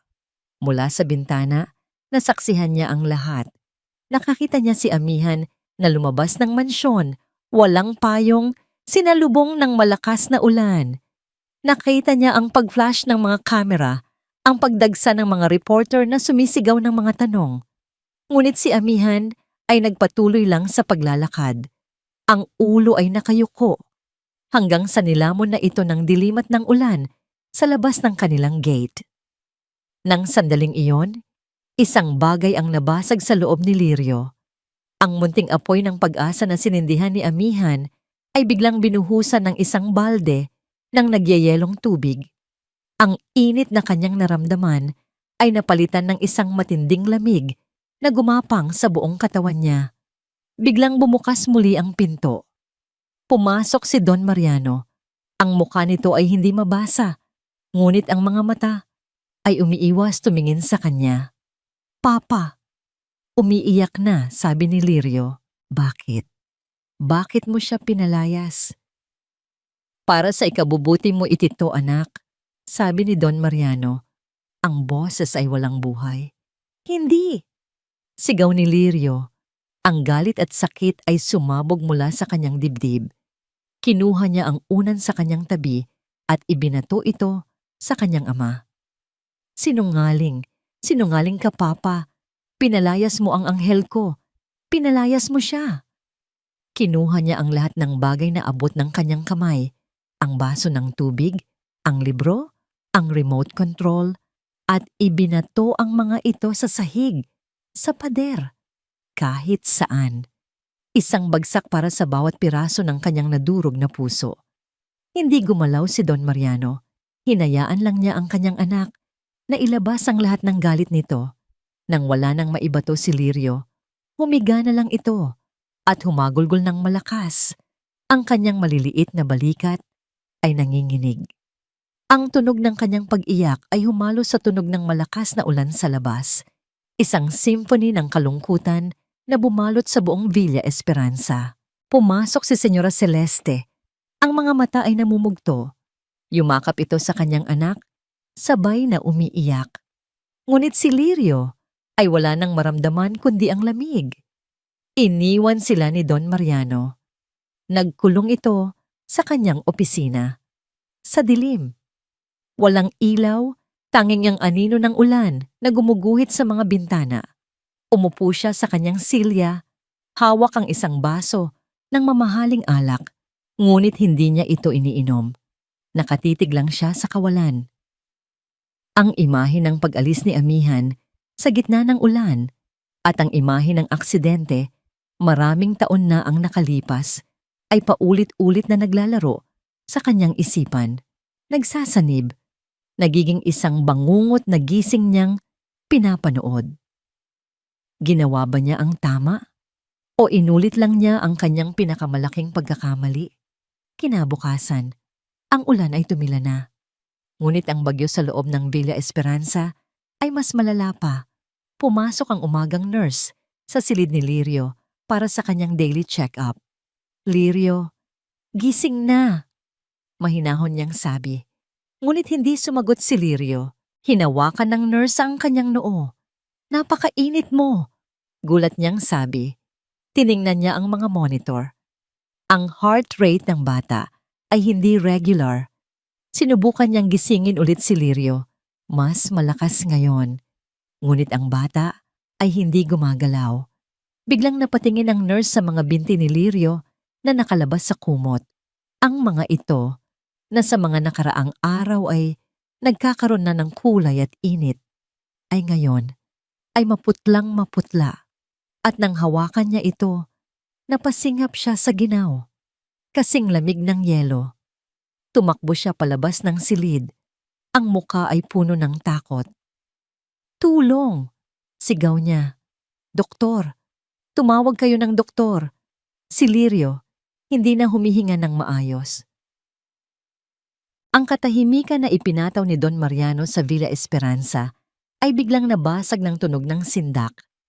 Mga yabag na nagmamadali, mga boses na puno ng pag-aalala. Ang nakakabinging sirena ng isang pribadong ambulansya na papalapit.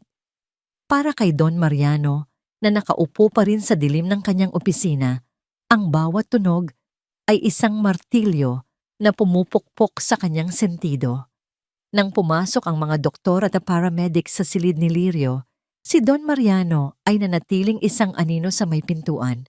Pinanood niya silang kumilos ng mabilis, isinasaksak ang mga kung ano-anong tubo, nagsisigawan ng mga terminong medikal na hindi niya maintindihan. Ngunit ang naintindihan niya ay ang itsura sa kanilang mga mukha. Pag-aalala, pagmamadali, at isang bagay na mas malala, ang anino ng pagkatalo. His temperature is critical. His vitals are dropping.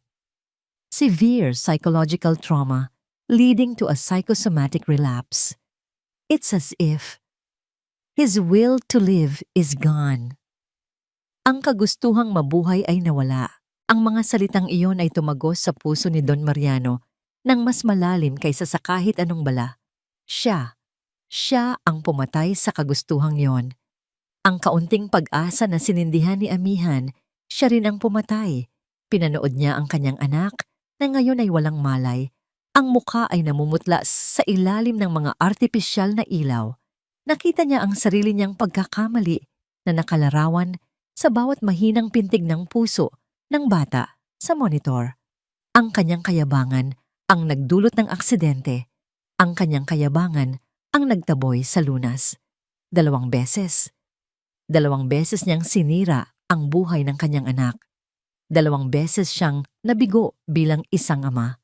Ang lahat ng kanyang pera, ng kanyang kapangyarihan, ng kanyang imperyo ay walang silbi. Basura.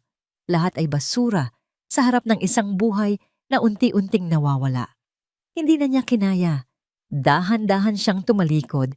Hindi na pinansin ang kaguluhan sa silid. Naglakad siya na parang isang kaluluwang ligaw sa mga pasilyo ng sarili niyang bahay.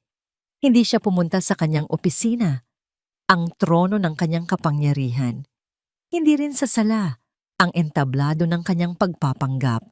Dinala siya ng kanyang mga paa sa isang lugar na matagal na niyang iniiwasan, ang pribadong kapilya. Ang santuaryo ni Celeste. Pumasok siya sa loob. Ang amoy ng kandila at lumang kahoy ay sumalubong sa kanya. Sa gitna, nakatayo ang estatwa ng Birheng Maria. Ang mukha ay puno ng habag at sa paanan nito, nakaluhod ang kanyang asawa, si Celeste. Hindi ito umiiyak, tila naubos na ang kanyang mga luha. Nakatingin lang ito sa kawalan, isang larawan ng perpektong pagkawasak. Marahan siyang lumapit.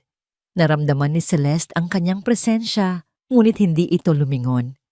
At doon, sa harap ng Diyos na matagal na niyang tinalikuran, At sa babaeng matagal na niyang sinasaktan, gumuho ang pader na itinayo ni Don Mariano Alcantara sa paligid ng kanyang puso. Lumuhod siya sa tabi ni Celeste at sa kauna-unahang pagkakataon mula noong siya'y bata pa, humagulgol siya. Isang iyak na hindi dahil sa awa sa sarili, kundi dahil sa bigat ng isang kasalanang hindi na niya kayang pasanin. Celeste. Simula niya, ang boses ay basag at puno ng sakit. Patawarin mo ako. Hinawakan niya ang kamay ng kanyang asawa. Malamig ito, walang buhay. Ang aksidente? Hirap niyang sabi. Bawat salita ay parang bubog na lumalabas sa kanyang lalamunan. Hindi iyon simpleng aksidente. Tumingin siya sa mukha ni Celeste. Nakita niya ang pagkalito sa mga mata nito. May kausap ako sa telepono. Pagpapatuloy niya, nanginginig. Yung tawag, si Vargas. Si Ricardo Vargas. Nagtatalo kami. Tungkol sa negosyo. Nag-iinitan kami. Nagbabantaan. Ang mga alaala ay bumalik na parang isang rumaragasang baha. Sumigaw si Lirio. May sinabi siya tungkol sa isang bahaghari. Pero hindi ko siya pinansin, Celeste. Hindi ko siya pinansin dahil mas importante sa akin ang galit ko, ang pride ko. Humigpit ang hawak niya sa kamay ni Celeste. Kasalanan ko. Ako ang may kasalanan kung bakit napilay ang anak natin. At ako rin ang may kasalanan kung bakit siya mamamatay ngayon. Itinukod niya ang kanyang noo sa sahig na gawa sa marmol. Ang kanyang katawan ay nanginginig sa bigat ng kanyang pag-amin. Handa na siya sa galit ni Celeste, sa kanyang mga sumpa, sa kanyang pag-iwan, karapat-dapat siya sa lahat ng iyon. Ngunit sa halip na galit, ang naramdaman niya ay isang marahang haplos sa kanyang likod. Dahan-dahan siyang nag-angat ng tingin. Nakatingin sa kanya si Celeste at sa mga mata nito wala siyang nakitang galit. Ang nakita niya ay isang kalaliman ng sakit at pag-unawa na hindi niya kailanman nakita. Inilapit ni Celeste ang kanyang sarili at niyakap ang kanyang sirang-sirang asawa. Isang yakap na puno ng kapatawaran. Matagal ko nang alam, Mariano. Bulong ni Celeste. Ang boses ay mahina, ngunit matatag. Hindi man lahat ng detalye, pero nararamdaman ko sa puso ko. Hinihintay lang kitang sabihin. Humiwalay ito sa yakap at hinawakan ang kanyang mukha. Pinunasan nito ang kanyang mga luha gamit ang mga hinlalaki nito. Pero hindi ito ang oras para sisihin ang nakaraan, sabi ni Celeste. At sa unang pagkakataon, sa loob ng ilang araw, may kislap ng determinasyon sa kanyang mga mata. Ngayon, kailangan nating itama ang lahat. Ang mga salitang iyon ay parang isang susi na nagbukas ng isang bagay sa loob ni Don Mariano. Ang pagpapatawad ng kanyang asawa ay hindi nag-alis ng kanyang kasalanan, ngunit binigyan siya nito ng lakas. Isang huling pagkakataon para itama ang isang pagkakamali. Tumayo si Don Mariano Alcantara. Ang pagkalugmok ay napalitan ng isang desperadong determinasyon. Ang kanyang mga mata, na kanina'y puno ng luha, ay ngayon ay nag-aapoy. Mabilis siyang lumabas ng kapilya at naglakad patungo sa hagdanan kung saan nag-aabang ang kanilang mayordoma, si Aling Puring, na balisa. Aling Puring, sabi niya. Ang boses ay malakas at malinaw, umaaling-awngaw sa buong mansyon. Ang boses ng dating Don Mariano, ngunit may bagong layunin. Hanapin mo si Amihan. Ipadala mo ang lahat ng tauhan natin. Tawagan mo ang lahat ng kontak natin. Kahit saang lupalop pa siya ng Pilipinas, ibalik mo siya rito. Ang Baryo Luntiang Bukid ay sumalubong kay Amihan na parang isang yakap ng isang matagal nang nawalay na ina. Ang amoy ng basang lupa pagkatapos ng ulan, ang huni ng mga kuliglig sa gabi, ang init ng araw sa kanyang balat, habang tinutulungan niya ang kanyang ina sa pagbibilad ng palay. Ito ang mga simpleng bagay na kanyang kinalakhan, ang kanyang santuwaryo. Sinubukan niyang bumalik sa dati, Sinubukan niyang ibaling ang kanyang isip sa trabaho, sa pag-aalaga sa kanyang mga nakababatang kapatid, sa pagdarasal sa kanilang maliit at lumang simbahan. Ngunit sa bawat sandali ng katahimikan, isang mukha ang laging bumabalik sa kanyang isipan. Ang mukha ni Lirio. Kamusta na kaya siya? May nag-aalaga pa kaya sa kanya? May kumakanta pa kaya para sa kanya? Ang mga tanong ay parang mga tinik sa kanyang puso. Ang sakit ng pagtataboy sa kanya ay napapalitan ng mas malalim na sakit ng pag-aalala para sa batang naiwan niya. Ang mga akusasyon sa internet, ang kahihiyan, lahat ay kaya niyang tiisin. Ngunit ang isiping nag-iisa at malungkot muli si Lirio. Iyon ang bagay na gumigising sa kanya sa kalagitnaan ng gabi. Isang hapon, habang nagwawalis siya sa kanilang bakuran, isang kakaibang tunog ang pumunit sa katahimikan ng baryo. Isang ugong ng makina na hindi pamilyar. Hindi ito tunog ng traktora o ng tricycle. Ito ay tunog na mayaman, makinis, at makapangyarihan. Napatigil sa paglalaro ang mga bata sa kalsada. Ang mga matatandang nagkukwentuhan sa tindahan ni Aling Nena ay napatingin. Lahat ay nakatanaw sa isang direksyon. Mula sa liko ng maalikabok na daan, lumitaw ang isang itim. Kumikinang na sasakyan. Isang Mercedes-Benz, para itong isang itim na perlas na napadpad sa gitna ng isang palayan. Dahan-dahan itong gumapang sa makitid na daan, ang alikabok ay tila gumagalang sa pagdaan nito. Huminto ito mismo sa tapat ng kanilang maliit na dampa. Bumukas ang pinto sa driver's side at mula sa loob, lumabas ang isang taong hinding-hindi inaasahan ni Amihan na makikita sa lugar na yon, si Don Mariano Alcantara. Ngunit hindi ito ang Don Mariano na kilala niya. Ang damit nito ay gusot at may bahid ng putik sa laylayan ng pantalon. Ang buhok ay magulo, ang mukha ay pagod, at sa ilalim ng mga mata nito ay may malalalim na itim na bilog. Ang dating tindig ng kapangyarihan ay napalitan ng isang tindig ng bigat at desperasyon. Natulala si Amihan, hawak-hawak pa rin ang walis tingting.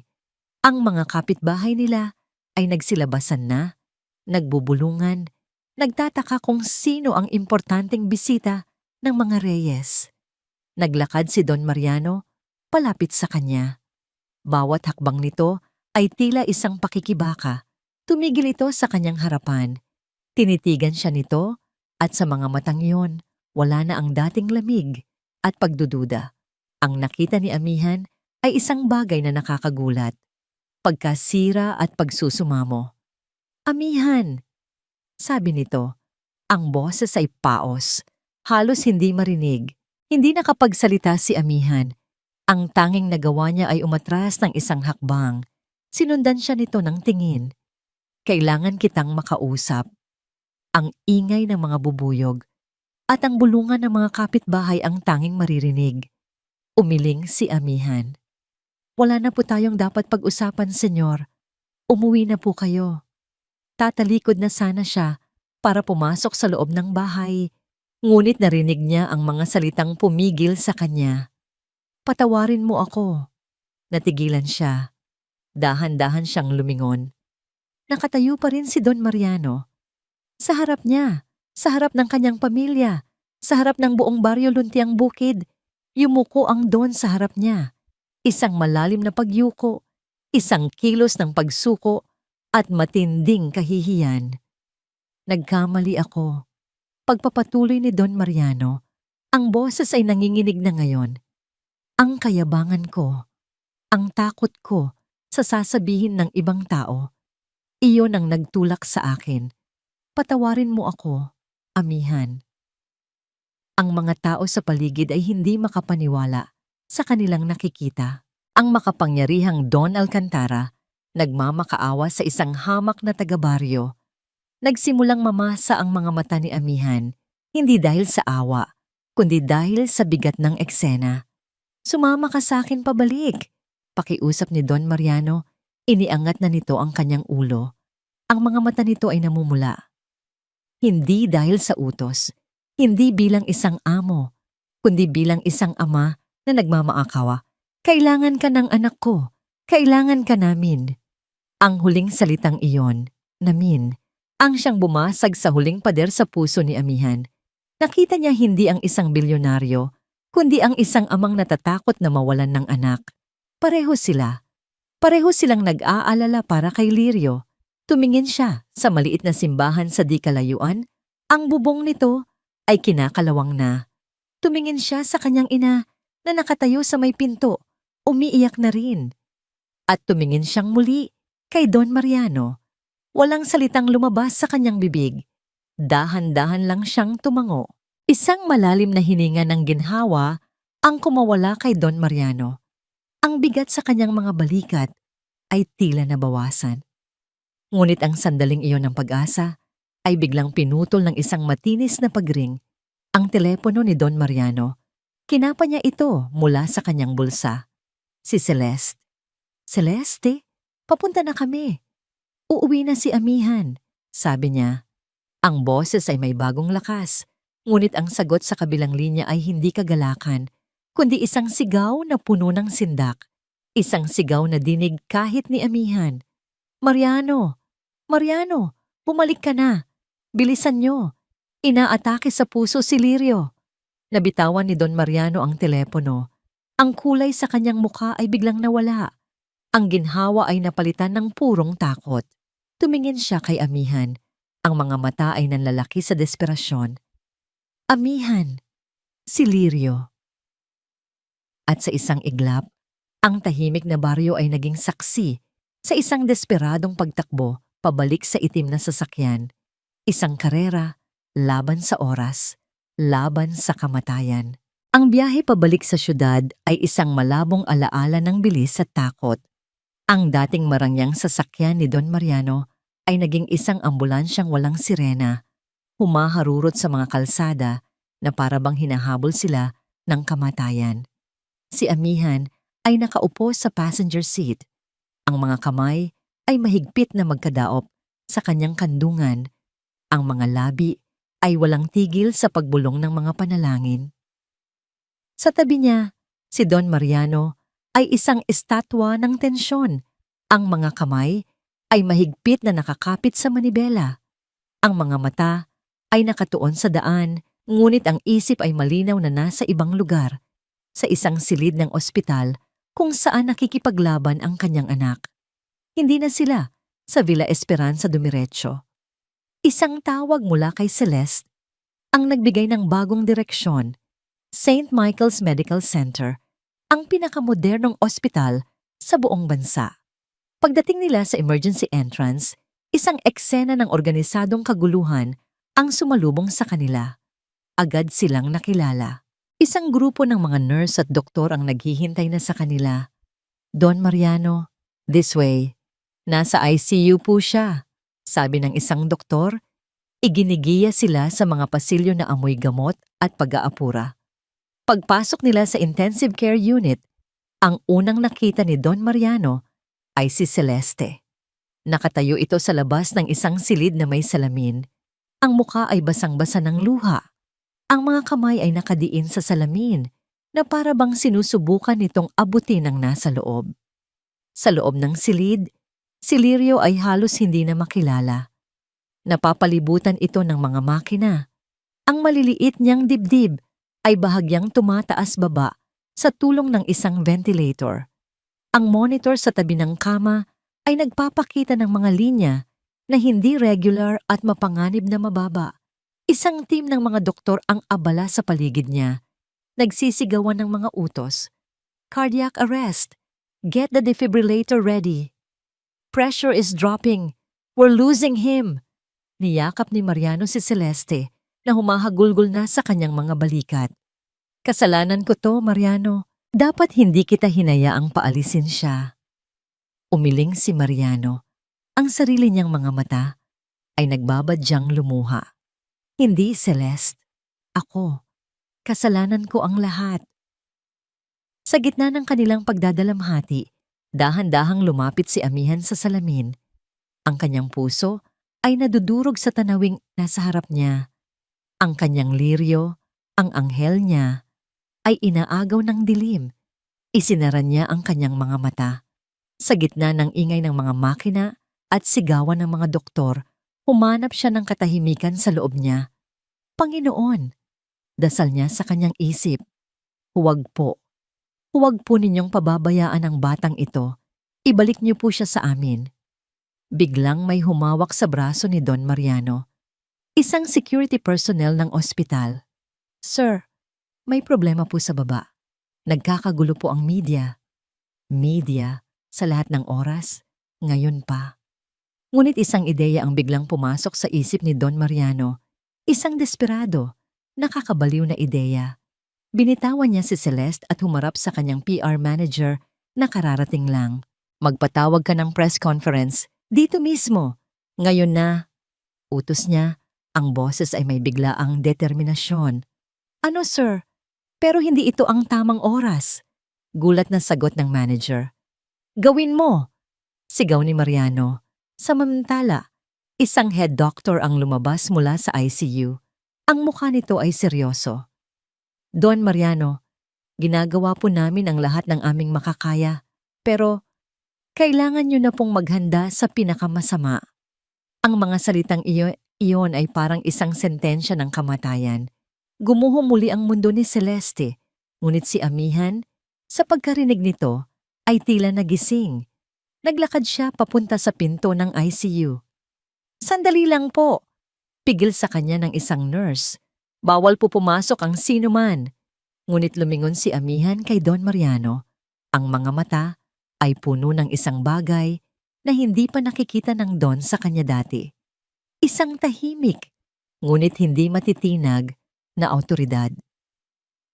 Senyor, sabi niya, pakiusap. Nag-aalangan man, tumango si Don Mariano. Papasukin niyo siya. Utos niya sa mga staff ng ospital. Walang pag-aalinlangan. Pumasok si Amihan sa loob ng silid. Nilampasan niya ang mga doktor, ang mga makina. Lumapit siya sa kama ni Lirio at marahang hinawakan ang kamay ng bata. Clear! Sigaw ng isang doktor at ang katawan ni Lirio ay bahagyang umangat dahil sa kuryente. Ngunit ang linya sa monitor ay nanatiling mapanganib. Hindi ito pinansin ni Amihan.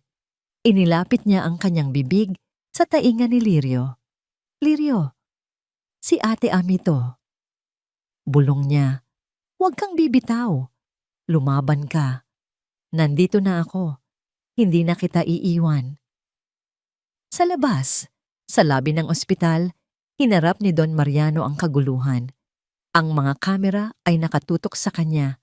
Ang mga tanong ay parang mga bala na ibinabato sa kanya.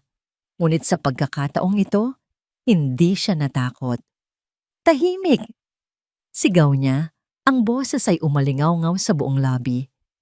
Natahimik ang lahat. May sasabihin ako sa inyong lahat. Simula niya, ang boses ay matatag. At gusto kong pakinggan niyo itong mabuti. Tumingin siya ng diretso sa isang kamera. Ang anak ko, si Lirio, ay nag-aagaw buhay ngayon sa itaas. At ang dahilan kung bakit siya nasa bingit ng kamatayan ay hindi dahil sa isang pekeng manggagamot. Ito ay dahil sa akin. Nagulat ang lahat ng reporter. Ilang araw na ninyong sinisira ang pangalan ng isang babaeng walang kasalanan. Pagpapatuloy niya. Si Amihan Reyes, tinawag niyo siyang manloloko. Isang pekeng faith healer. Ngunit ang totoo, siya ang nag-iisang tao na nagbigay ng pag-asa sa amin nang ang siyensya ay sumuko na. Huminga siya ng malalim.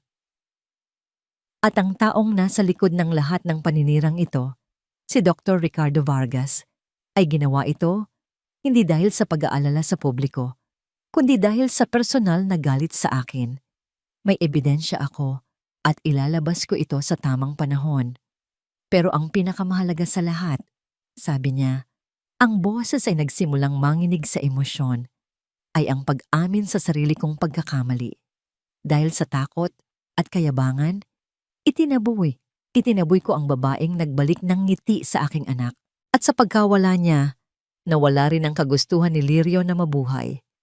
Tumingin siyang muli sa kamera, na para bang kinakausap niya ang buong mundo. Ang milagro ay hindi kayang ipaliwanag ng siyensya. Hindi ito kayang bilhin ng pera, ngunit kaya itong maramdaman ng puso. At kung may kasalanan man si Amihan Reyes, iyon ay ang pagkakaroon ng isang pusong puno ng pananampalataya. Isang bagay na wala sa akin.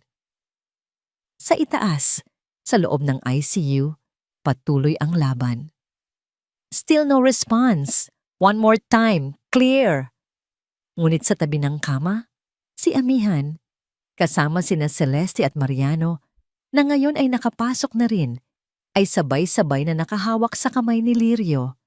Bumubuo sila ng isang bilog ng pananampalataya sa gitna ng kaguluhan ng medisina. Bigla, ang flatline tone na kinatatakutan ng lahat ay nagsimulang tumunog.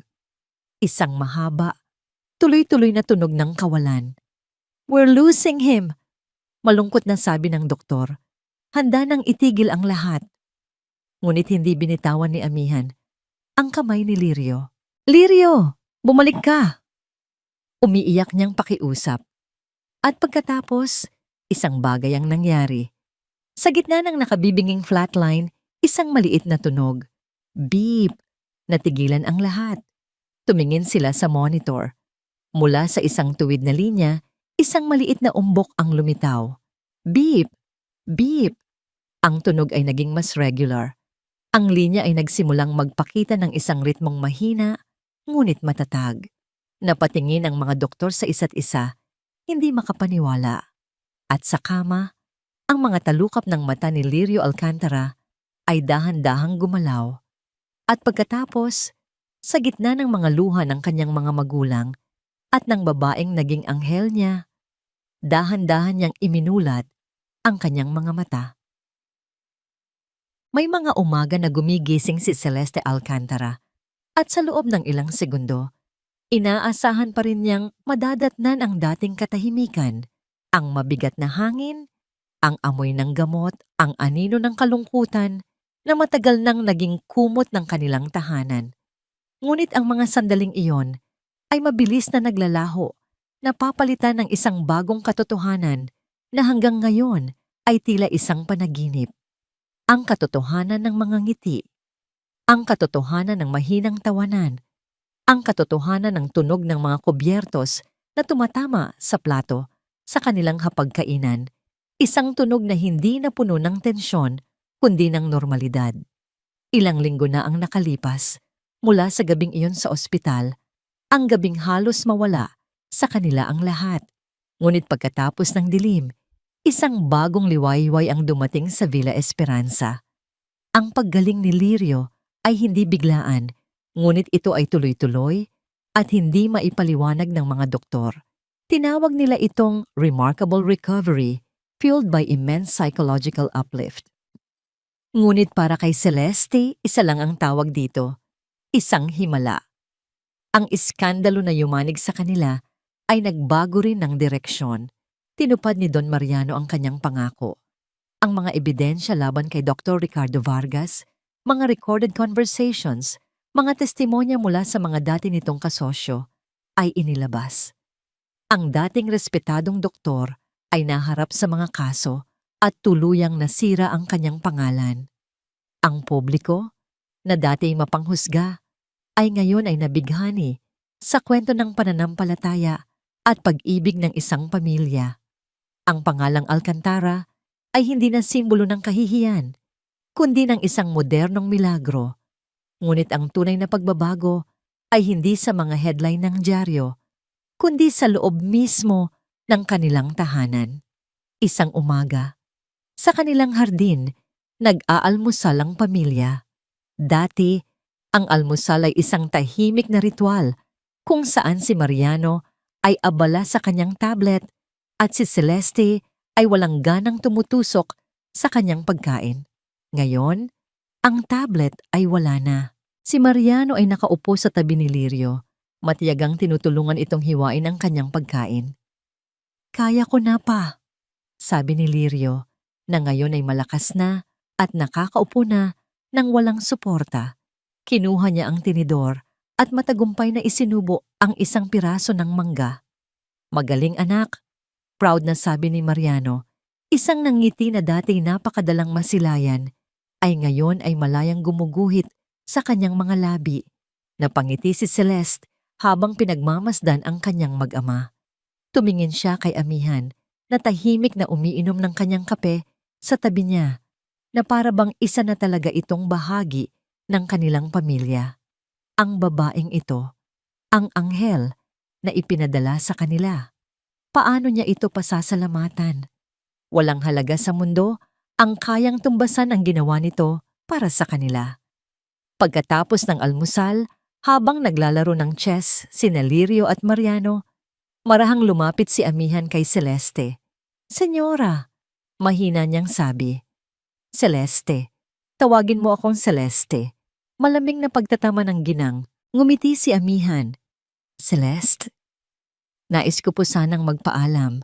Natigilan si Celeste. "Magpaalam? Aalis ka? Bakit?" "Ang Lirio po ay malakas na," paliwanag ni amihan. "Malapit na po siyang makalakad muli. Ang misyon ko po rito ay tapos na. Panahon na po para umuwi ako sa aking pamilya sa baryo." Pumasok si Don Mariano, narinig ang huling bahagi ng usapan. "Umuwi? Amihan, hindi maaari. Manatili ka rito. Ituturing ka naming pamilya. Kahit anong gusto mo, ibibigay namin. Isang bahay, isang negosyo. Sabihin mo lang." Ito ang alok na maaaring magpabago sa buhay ng sinuman. Ngunit umiling lamang si amihan. Ang kanyang ngiti ay sinsero at walang bahid ng pag-iimbot. "Salamat po, Don Mariano, Senyora Celeste. Pero ang tanging yaman ko po ay ang aking pamilya at ang pananampalataya ko. Masaya na po ako doon. Ang makita pong muling masaya si Lirio, iyon na po ang pinakamalaking gantimpala para sa akin." Naiwan silang walang masabi. Ang kadalisayan ng puso ni amihan ay isang bagay na parehong hinangaan at ikinahiya nila. Narinig pala ni Lirio ang kanilang usapan. Gumulong ang kanyang wheelchair palapit sa kanila. Ang kanyang mukha ay nalungkot. "Aalis ka na, Ate Ami?" tanong niya. Ang boses ay may bahid ng pighati. Lumuhod si amihan sa harap niya para magpantay ang kanilang mga mata. "Oo, Lirio. Pero hindi ito paalam.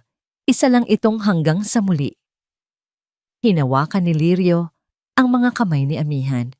"Nangako ako sa sarili ko, ate, na kapag tuluyan na akong gumaling, kapag kaya ko nang maglakad mag-isa." Tumingin siya sa kanyang mga magulang. Pagkatapos ay muli kay amihan. Ang kanyang mga mata ay nagniningning sa isang bagong determinasyon. "Paggaling ko, Ate Ami, ako naman ang pupunta sa inyo. Ako naman ang dadalaw sa Baryo Lunti ang bukid."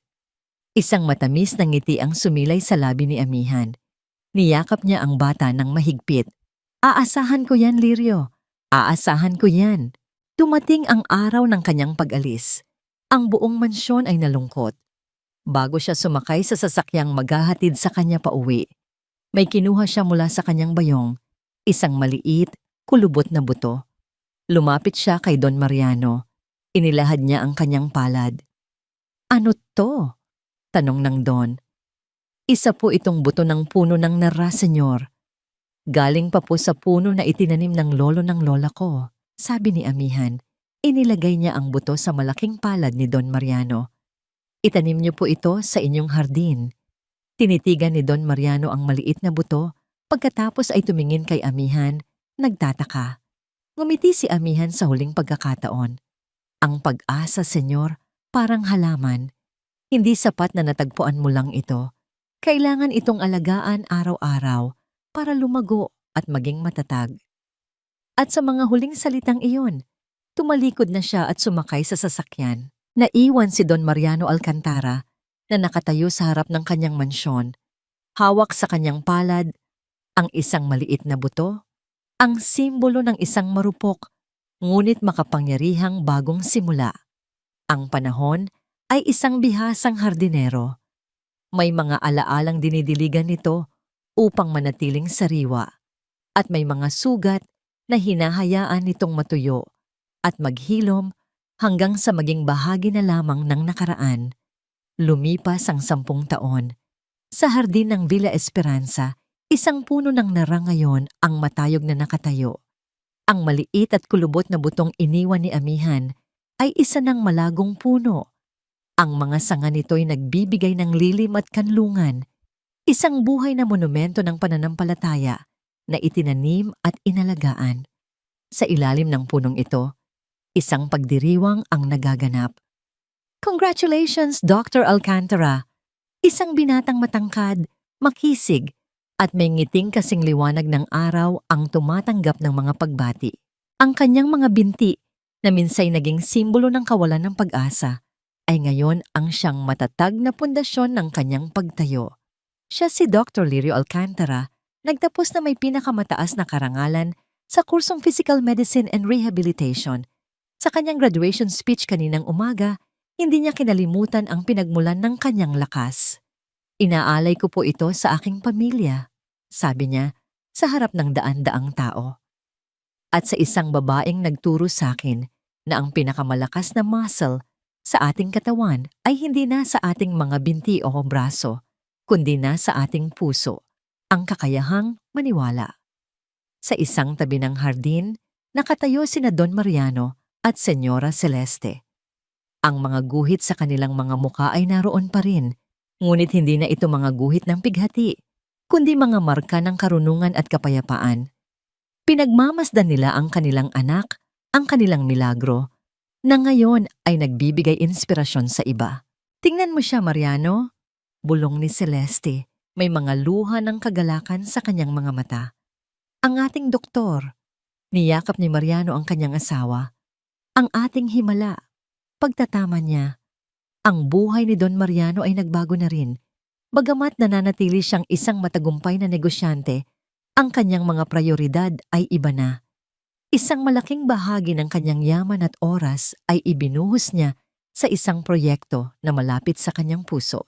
Sa isang masiglang bahagi ng syudad, nakatayo ang isang modernong gusali. Sa harapan nito ay may isang malaking karatula, Amihan Foundation for Children with Disabilities. Sa loob, ang mga bata na may iba't ibang kapansanan ay masayang naglalaro habang sumasailalim sa libreng therapy gamit ang mga pinakabagong kagamitan. Ito ang hardin na itinayo ni Don Mariano, isang hardin kung saan ang mga buto ng pag-asa ay dinidiligan araw-araw ng pagkalinga at oportunidad. Pagkatapos ng pagdiriwang, kinausap ni Lirio ang kanyang mga magulang. Ma, pa, sabi niya, may isa pa po akong pangakong kailangang tuparin. Nagkatinginan sina Mariano at Celeste, alam na alam kung ano ang tinutukoy ng kanilang anak. Kinabukasan, isang sasakyan ang muling bumaybay sa daan patungo sa Baryo Luntiang Bukid. Ngunit hindi na ito isang marangyang Mercedes-Benz na simbolo ng kapangyarihan. Isa itong simpleng van, puno ng mga laruan, libro at mga gamit medikal. At nang huminto ito sa tapat ng dampa ng mga Reyes, ang unang bumaba ay hindi isang driver, kundi si Dr. Lirio Alcantara. Walang wheelchair, walang saklay, tanging isang pares ng malalakas na binti na naglakad sa maalikabok na lupa na minsan ay pangarap lamang niya. Nasa labas ng bahay si Amihan, nagwawalis na para bang walang nagbago. Ngunit ang kanyang buhok ay mas mahaba na at ang kanyang mga mata ay mayroon ng karunungang dala ng panahon. Nang makita niya kung sino ang dumating, nabitawan niya ang kanyang walis. Hindi siya makapagsalita. Naglakad si Lirio palapit sa kanya. Bawat hakbang ay matatag, bawat hakbang ay isang katuparan ng isang pangako. Tumigil siya sa harap ni Amihan.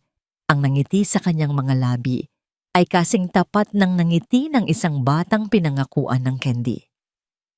Ate Ami, sabi niya. Ang boses ay malalim na ngayon, ngunit puno pa rin ng parehong paggalang.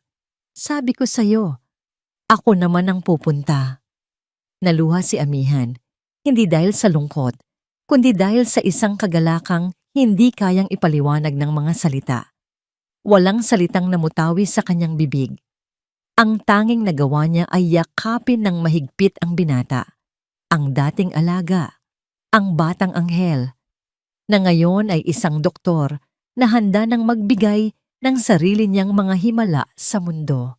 Magkahawak kamay silang naglakad sa gitna ng palayan, habang ang araw ay dahan-dahang lumulubog sa kanluran, nagpipinta sa langit ng mga kulay ng pag-asa. Sa kanilang likuran, sina Don Mariano at Celeste ay tahimik na nanunood. Ang kanilang mga puso ay puno ng pasasalamat.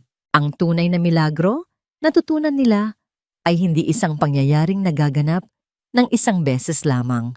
Ito ay isang hardin. Isang hardin na nagsisimula sa isang maliit na buto ng pananampalataya. Dinidiligan ng pag-ibig, inaalagaan ng pagpapatawad, at namumunga ng walang hanggang pag-asa para sa lahat. At dito nagtatapos ang kwento ni Lirio, Amihan, at ng buong pamilya Alcantara. Mula sa kaibuturan ng aking puso, maraming salamat po sa inyong pagsama sa amin sa bawat kabanata ng kanilang paglalakbay. Isang karangalan ang maging tulay upang maiparating sa inyo ang isang kwentong puno ng pagsubok, pananampalataya, at walang hanggang pag-asa. Habang isinusulat ko ang kwentong ito, hindi ko maiwasang madala sa agos ng kanilang mga damdamin, ang pighati ni Don Mariano, ang tahimik na pagtitiis ni Celeste, ang pag-asa sa mga mata ni Lirio, at ang dalisay na kabutihan ni Amihan. Naging paalala ito sa akin na bawat isa sa atin ay may kanya-kanyang hardin ng pag-asa na kailangang alagaan sa kabila ng mga bagyo ng buhay. Sana po, ang kwento ng Ang Milagro ng Puso ay nag-iwan sa inyo ng isang mahalagang aral, na ang tunay na himala ay hindi laging bumababa mula sa langit. Madalas, ito ay ipinapanganak dito sa lupa, sa pamamagitan ng isang pusong marunong magmahal ng walang hinihintay na kapalit, isang kaluluwang handang magpatawad sa kabila ng matinding sakit, at isang pananampalatayang hindi natitinag ng anumang pagdududa. Ngayon, nais ko namang marinig ang inyong kwento. Ano ang pinakapaborito ninyong bahagi? Sinong karakter ang pinakanagmarka sa inyo? At ano ang aral na babaunin ninyo mula sa kanilang paglalakbay? Mangyaring iwan ninyo ang inyong mga saloobin sa comment section sa ibaba. Ang bawat mensahe ninyo ay isang inspirasyon at nagsisilbing liwanag sa aking pagsusulat. Hanggang sa ating muling pagkikita sa susunod na kwento, manatili po tayong naniniwala sa himala ng pag-ibig. Maraming salamat po at pagpalain kayo ng may kapal.